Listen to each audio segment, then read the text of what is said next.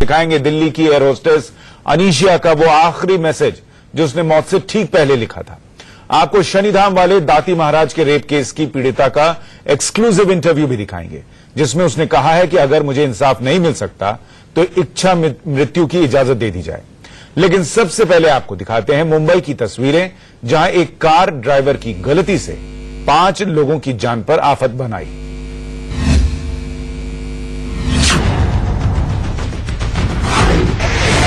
ये आज की सबसे चौंकाने वाली तस्वीर है कि गलती से 5 लोगों की जान पर आफत बन आई।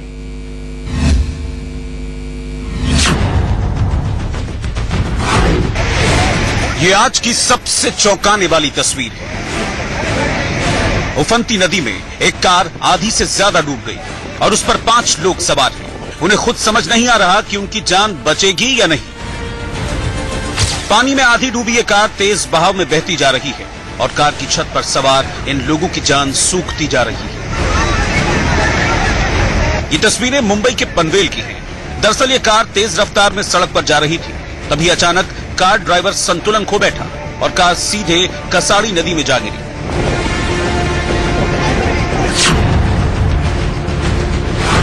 इस कार में 5 लोग सवार थे। सब के सब कार समेत पानी में जा गिरे, जिसके बाद इन्हें बचाने की कोशिश शुरू हुई। स्थानीय पुलिस और आसपास के लोग तुरंत मौके पर पहुंचे, जिसके बाद एक मजबूत रस्सी के जरिए कार और उसमें सवार 5 लोगों को निकालने का अभियान शुरू किया गया। कुछ घंटे की मशक्कत के बाद आखिरकार सभी 5 लोगों की जान बचा ली गई। साथ ही कार को नदी से निकाल लिया गया।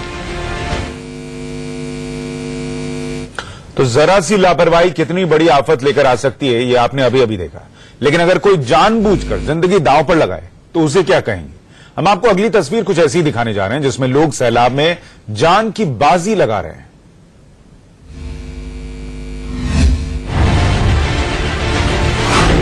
सैलाब के बीच कुछ लोग जान जोखिम में क्यों डालते हैं? क्या इन्हें अपनी जिंदगी की जरा भी परवाह नहीं? पुलिया के ऊपर से जबरदस्त पानी बह रहा है, लेकिन सिर्फ नौजवान ही नहीं, महिलाएं और बुजुर्ग भी इस पुलिया को पार कर रहे हैं। इस नौजवान को देखिए, ये बाइक लेकर इस सैलाब में उतर गया। तस्वीरें मध्य प्रदेश के आगर मालवा जिले की हैं, जहां जबरदस्त बारिश की वजह से नदी नाले उफान पर हैं। तमाम ऐसी जगह हैं जहां सैलाब की ऐसी ही तस्वीरें सामने आ रही हैं, लेकिन लोग मानने को तैयार नहीं और जरा सी जल्दबाजी में अपनी जिंदगी दांव पर लगा रहे हैं।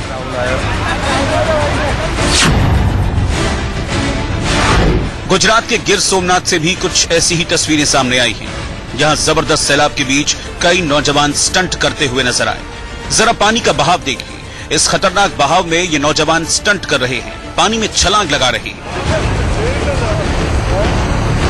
ये वीडियो इस वक्त वायरल हो रहा है, लेकिन इंडिया न्यूज ये तस्वीरें आपके सामने इसलिए रख रहा है ताकि लोग इनसे सबक लें और ऐसा कुछ भी करने की कोशिश न करें, क्योंकि ऐसे स्टंट करना जानलेवा साबित हो सकता है।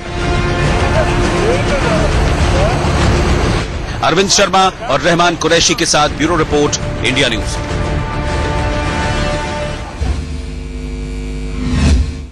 और अब बात दिल्ली के एयर होस्टेस अनीशिया बत्रा की सुसाइड मिस्ट्री से जुड़ी हुई खबर की, जिसमें अब तक पर्दा नहीं उठ पाया है कि हुआ क्या है। लेकिन आज उसके पति मयंक को 14 दिन की न्यायिक हिरासत में भेज दिया गया। अनीशिया के घरवाले बार बार कह रहे हैं कि यह सुसाइड है ही नहीं, अनीशिया का मर्डर हुआ है।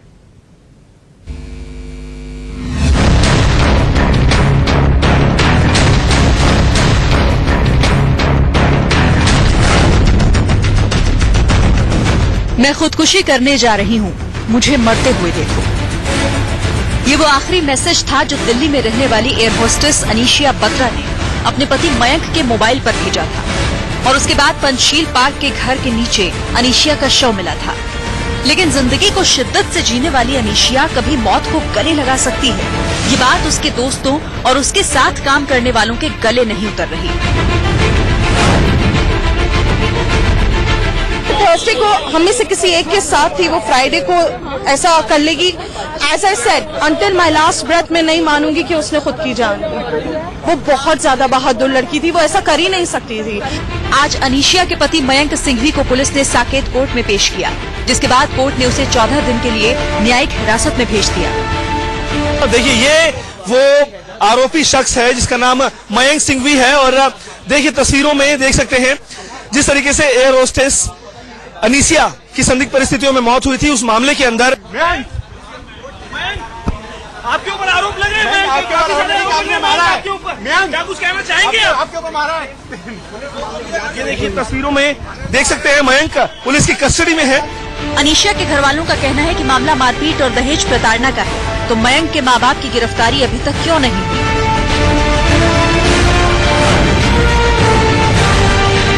सिर्फ मयंक को अरेस्ट किया गया और वो भी लेट अरेस्ट किया है। उसको उसी टाइम अरेस्ट करना चाहिए था। 72 आवर्स के बाद सब कुछ चेंज हो जाता है। जो भी चीजें सीज की गई है वो उस टाइम करनी चाहिए थी।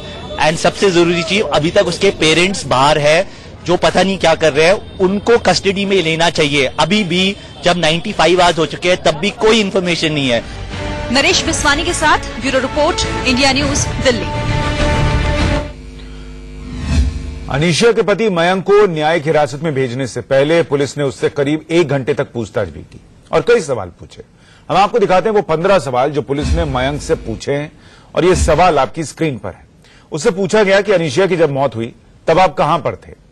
इसके अलावा पुलिस ने मयंक से यह भी जानने की कोशिश की कि घटना से पहले आप दोनों में क्या कोई झगड़ा हुआ था, ताकि पता चल सके कि अनीशिया किसी तनाव में थी या नहीं थी। आपने अनीशिया का अंतिम मैसेज कब देखा, जिसके बारे में हम आपको बता रहे थे कि उसने लिखा था कि मुझे छत से गिरते हुए देखोगे। ये मैसेज कब देखा था, ये पुलिस ने जानने की कोशिश की और मैसेज देखने के कितनी देर बाद आपने रिएक्ट किया, ये भी पुलिस मयंक से जानना चाहती थी। आरोप है कि आपने अनीशिया को धक्का दिया, सच क्या है? इसके अलावा पुलिस ने मयंक से पूछा कि अनीशिया गुस्से से बाहर निकली तो आपने रोका क्यों नहीं, आपने उसे मनाने की कोशिश क्यों नहीं की या रोकने की कोशिश क्यों नहीं की। 7वां सवाल था कि आप अनीशिया के पास पहुंचे तो क्या उसकी सांसें चल रही थी, क्या वो तब भी जिंदा थी। 8वां सवाल यह कि क्या आप दोनों के बीच झगड़े की वजह कोई तीसरा है, यानी कहीं किसी और की वजह से रिश्ते में खटास तो नहीं आई थी। शादी के कितने वक्त बाद आप दोनों में झगड़े शुरू हो गए थे और क्या आप अनीशिया से अलग होना चाहते थे, यह भी एक बहुत अहम सवाल है। दोनों के रिश्ते कैसे थे, इसके बारे में पुलिस ने जानने के लिए यह सवाल भी पूछा। क्या हनीमून पर आपने अनीशिया से मारपीट की थी? शायद अनीशिया के घर वालों ने कुछ जानकारी दी होगी, इसलिए पुलिस यह सवाल भी पूछ रही है। क्या अनीशिया के घर वालों से दहेज की मांग की थी आपने? 13वां सवाल यह था कि क्या आप पहले से शादीशुदा थे, यह बात छिपाई थी आपने अनीशिया से। अगला सवाल यह था कि क्या आपने अनीशिया के घर वालों से भी मारपीट की थी। और 15वां सवाल यह कि क्या आपका और अनीशिया का जॉइंट अकाउंट भी है। और अब बात रेप केस के आरोपी दाती महाराज की। दाती के खिलाफ एफआईआर हुए महीने भर से ज्यादा हो गए, लेकिन अभी तक उसकी गिरफ्तारी नहीं हुई है। अब पीड़िता ने दिल्ली हाईकोर्ट से इंसाफ की गुहार लगाई है। पीड़िता ने सीबीआई जांच की भी मांग की है और कहा है कि अगर उसे इंसाफ नहीं मिल सकता तो उसे इच्छा मृत्यु की इजाजत दे दी जाए।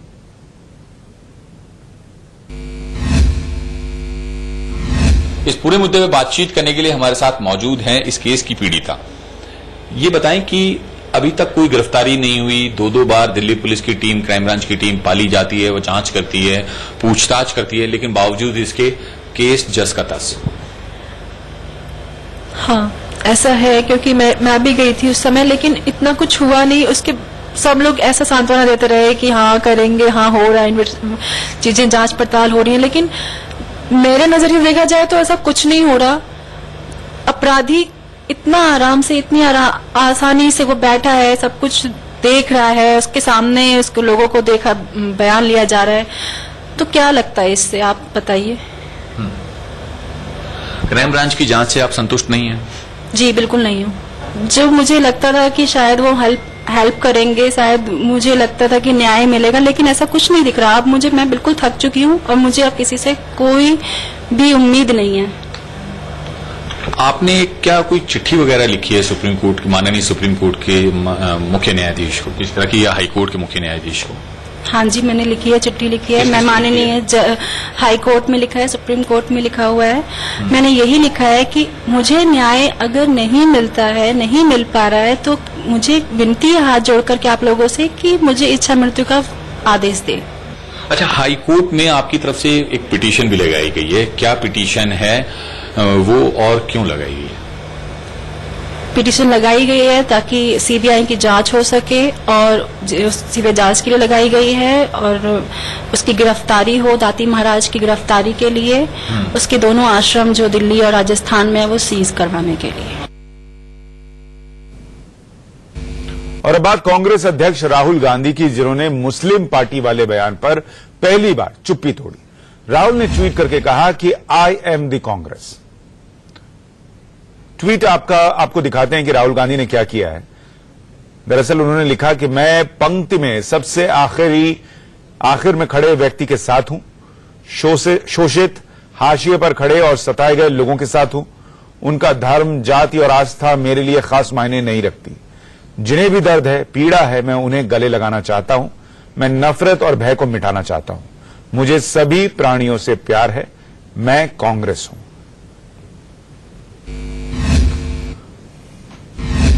और अब आपको बताते हैं कि राहुल के ट्वीट का मतलब क्या है। राहुल मुस्लिमों की पार्टी होने के छाप से बचना चाहते हैं।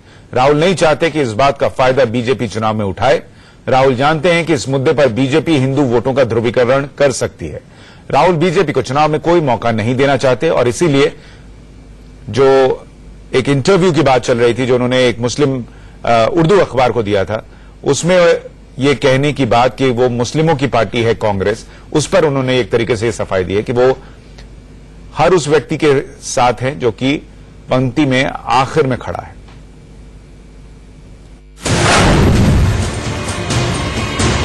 आज राहुल गांधी जो ट्वीट करके अंत्योदय अर्थात अंतिम व्यक्ति के उदय के विषय में बात करते हैं, इससे प्रश्न का उत्तर नहीं मिलता। और जहां तक कतार में आखिरी पंक्ति पे खड़े व्यक्ति की बात है, अगर आखिरी पंक्ति पे खड़े व्यक्ति तक कांग्रेस ने सहूलियत पहुंचाया होता तो आज ये हश्र कांग्रेस का नहीं होता कि कतार का आखिरी व्यक्ति आज कांग्रेस को छोड़ चुका है। उधर बीएसपी के एक नेता को राहुल गांधी के खिलाफ बोलना महंगा पड़ गया। मायावती ने पार्टी के वरिष्ठ उपाध्यक्ष जयप्रकाश सिंह को पद से हटा दिया। बीएसपी के राष्ट्रीय उपाध्यक्ष रहे जयप्रकाश सिंह ने राहुल के खिलाफ कहा था कि राहुल का खून विदेशी है, लिहाजा वो देश के प्रधानमंत्री नहीं हो सकते। आज हमारी पार्टी ने नए बने बीएसपी के राष्ट्रीय उपाध्यक्ष श्री जयप्रकाश सिंह को उनके इस पद से तत्काल प्रभाव से हटा दिया गया है। पूरे देश में अपनी पार्टी के सभी छोटे बड़े कार्यकर्ताओं व पदाधिकारियों एवं नेताओं को भी ये चेतावनी देती हूँ, अर्थात दूसरी पार्टियों के कुछ सिरफिरे नेताओं के पद चिन्हों पर चलकर किसी के बारे में भी अनर्गल भाषा का इस्तेमाल न करें। बीएसपी नेता जयप्रकाश ने कहा क्या था, वो आपको दिखाते हैं। कभी कभी राहुल गांधी जी के बारे में बोला जाता है। मैं आपको बताता हूं, एक बच्चा या तो मां पे जाता है या बाप पे जाता है। किसी पे जाता है, या मां पे या बाप पे। अगर राहुल गांधी अपने बाप राजीव गांधी पे चला जाता तो एक बार के लिए भारत की राजनीति में सफल हो भी सकता था, लेकिन वो अपनी मां पे चला गया और उसकी मां विदेश की है, उसका खून विदेशी है। वो मैं दावे के साथ कहता हूं, भारत की राजनीति में राहुल गांधी कभी सफल नहीं हो सकता। केवल एक अल्टरनेट बचा हुआ है देश के पास, वो है केवल बहन कुमारी मायावती।